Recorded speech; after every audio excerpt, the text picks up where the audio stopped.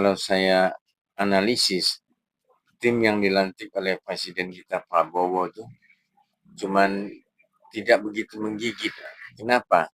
Karena masalah hukum di Indonesia ini tetap aja nggak pernah tegak. Masalah hukum di Indonesia yang nggak pernah tegak. Jadi itu satu kesalahan itu. Mengapa nggak pernah tegak itu? Semestinya pelantikan itu jangan terburu-buru, jangan tergesa-gesa. Mestinya dipikirkan lagi apakah oknum atau siapapun yang mendudukin itu tepat atau tidak. Jangan cuman yang duduk itu cuman membeo, cuman ngomong mendukung si A, mendukung si B, padahal objektivitasnya sama sekali tidak ada. Nah, disitulah mengapa negara-negara berkembang tuh sulit untuk maju karena objektivitasnya tersingkirkan atau terlambat. Kita misalnya secara akademisi yang pandai-pandai, yang tidak mau menurut atau yang tidak mau mengikuti arus, itu yang mesti dipilih, mesti supaya objektif lah. Jangan cuman yang asal bapak senang ABS ABS itu. Nah di Indonesia nih teori-teori tentang ABS itu nggak pernah habis Pak. Yang penting saya ngomong gini saya dapat jabatan, yang penting saya ngomong gini saya dapat uang atau dapat segala-gala fasilitas. Nah itulah jeleknya kita orang Indo ini, jelek sekali itu. Nah, ada 10 nama nih Prof, anggota Komisi Reformasi Rut bertugas 10 orang.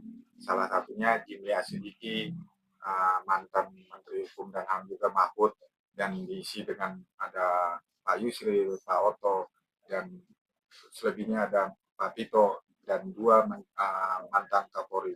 Dari pandangan Prof sendiri dengan 10 tim yang dilantik Presiden Prabowo, Prof melihatnya analisis Prof sendiri, kredibilitas mereka ini mampukah untuk merubah tim reformasi kepolisian nanti ke depan?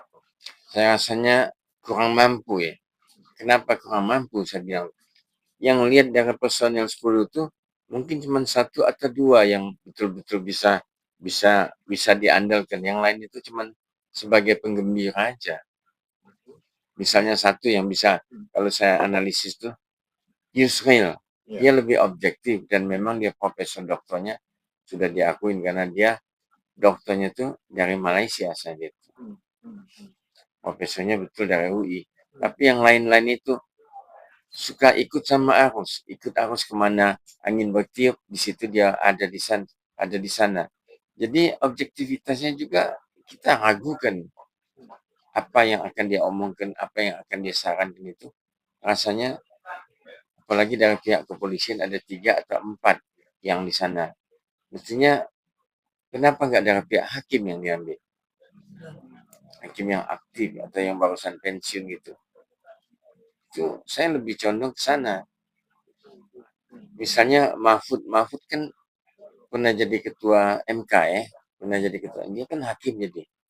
Jadi saya lebih condong dunia hakimnya daripada dunia kepolisian. Kalau kinerja dari Pak Jimli Asidiki sendiri, Prof melihatnya gimana, Prof? Apakah mampu dia sebagai ketua? Jimli Asidik, saya rasa karena dia bekas ketua MK yang pertama kali kan, jadi segi objektivitasnya masih tinggi lah, masih tinggi dia, sangat objektif tuh. Dibandingkan yang lain-lain misalnya dari pihak kepolisian itu sejauh. Nah, apakah pembentukan komisi reformasi kepolisian akan mengubah institusi polisi secara sistematik? Padahal masyarakat menaruh harapan buat di komisi percepatan reformasi polisi ini baru dibentuk setelah beberapa bulan diwacanakan Prabowo. Pandangan Prof sendiri? Saya rasa karena di sana banyaknya terlibat polisi ya 40% atau 50%. Rasanya pasti tidak akurat tuh, pasti tidak objektif. Kenapa? Karena dia pasti ingin membela institusi yang dia pegang sekarang, yang dia alami, yang dia duduk saat ini. Mestinya yang memberi penilaian itu adalah orang lain yang objektif, yang bukan dia ngomong pengen membela institusi dia, tapi betul-betul dia mengkritik atau supaya ini maju. Masalah percepatan reformasi dari pihak kepolisian itu.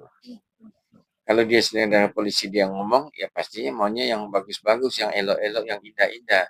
Bukan yang pernah jelek mesti kita perbaikin, pernah salah mesti kita betulkan. Bukan itu. Tujuannya bukan itu Ya, Prof. bukan itu tujuannya.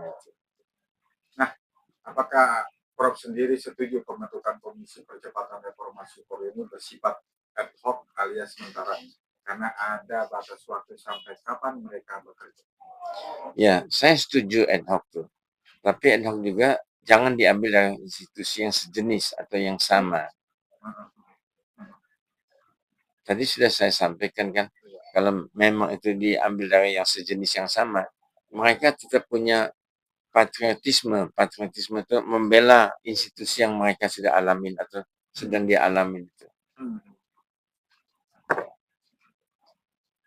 Apa nih Prof? Ketegasan tugas utama Komisi Percepatan Reformasi Polisi adalah mempelajari dan memberikan rekomendasi kepada kepala negara di mana Presiden nantinya akan mengambil tindakan reformatif apabila diperlukan. Pandangan Prof sendiri dengan langkah Prabowo sendiri untuk ini? Saya rasa pembentukan tim reformasi itu nggak begitu penting kalau institusinya yang pengendalinya tetap aja nggak bisa diandalkan gitu. Nggak usah ada tim reformasi yang menguasai pihak kepolisian siapa tuh. Nah dia aja yang memimpin itu pasti lebih maju karena dia kan sendiri dari institusi itu. Dia mau perbaikan, dia mau perburukan itu kan di tangan dia semua. Saya rasa kalau misalnya tim reformasi, jadi malah terbelah-belah nanti pendapatnya itu. Jadi apa nih harapan dari Prof sendiri, harapan besar Prof tim reformasi ini ke depannya bahwa agenda reformasi hukum dan penegakan keadilan akan benar-benar dijalankan secara menyeluruh dan berkelanjutan. Apa keinginan Prof? Jadi keinginan saya sama kayak dulu penegakan hukum itu ada gakum. Jadi ada dari kepolisian, dari kejaksaan, dari kehakiman itu bergabung untuk membentuk satu hukum yang bagus, untuk membentuk satu undang-undang yang baik. Bukan cuma dari satu institusi kepolisian saja.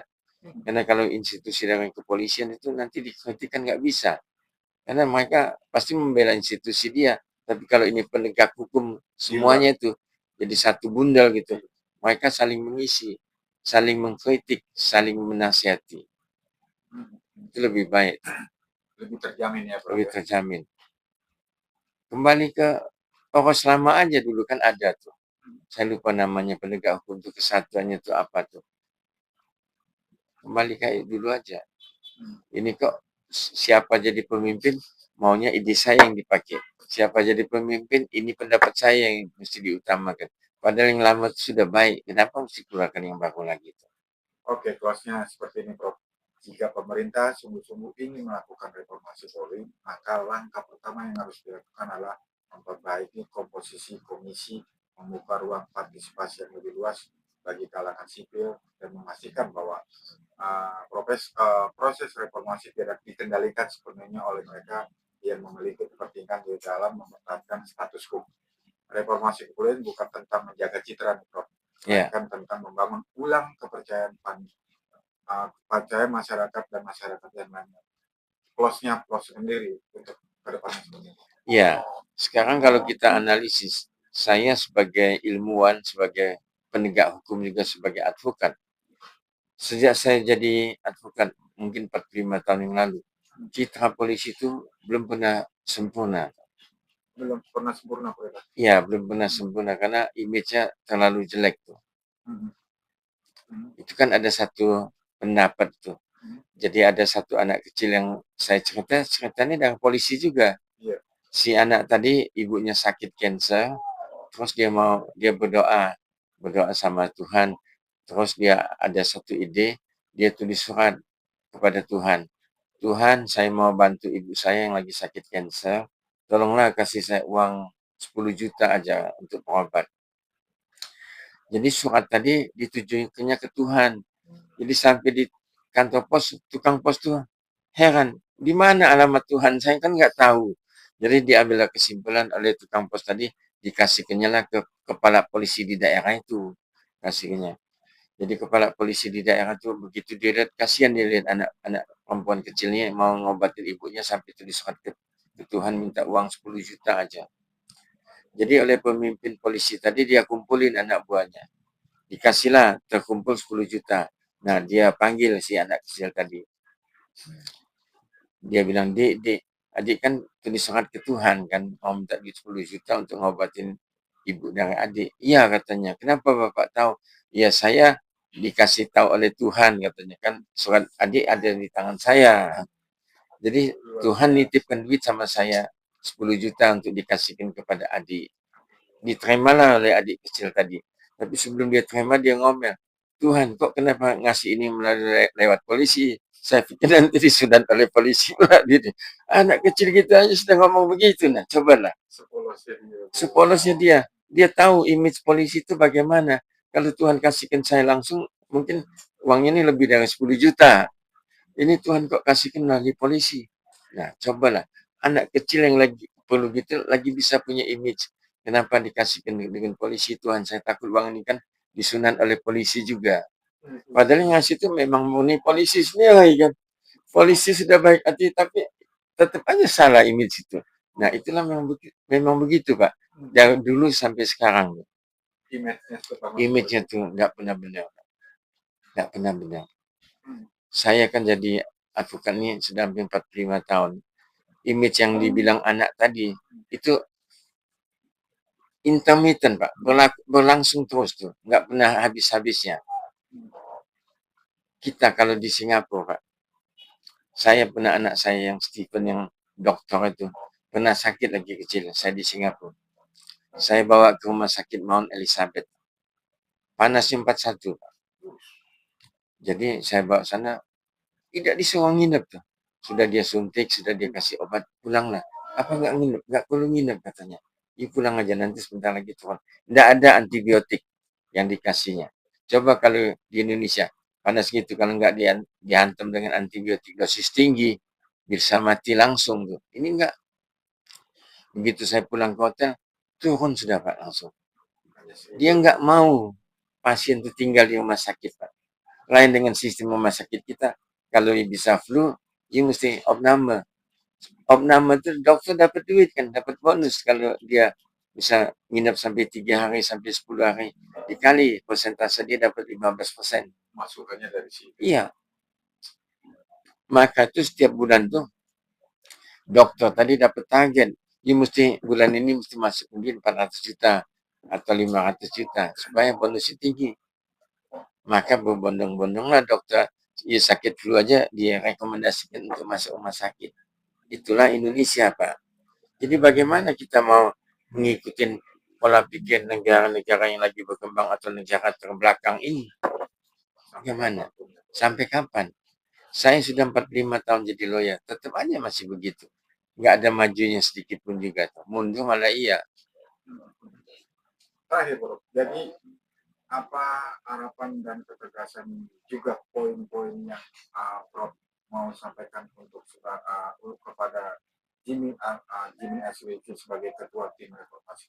Apa yang Prof ingin sampaikan? Jadi yang mau saya sampaikan kepada Profesor Jimli Asidik, itu benahilah hukum ini secara baik dan benar. Jangan ada satu institusi pun merasa dia berkuasa, baik hakim, jaksa, apalagi polisi. Paling hebat itu. Yang paling hebat itu polisi, yang paling hebat dibandingkan jaksa dan hakim. Tapi mereka tiga-tiga ini punya kunci yang mereka tahu sendiri. Tapi alangkah baiknya kayak zaman dulu tuh, ada bagian penegakan hukum yang terdiri dari hakim, jaksa maupun polisi itu kan bergabung, dan mereka ada penasihatnya, penasihat ahlinya yang bisa membenahi, bisa memanggil ketiga institusi tersebut. Itu supaya hukum ini betul, Pak. Saya sudah 45 tahun jadi lawyer, hukum itu masih nggak betul. Masih tambah parah, from bad become worse, sudah saya bilang.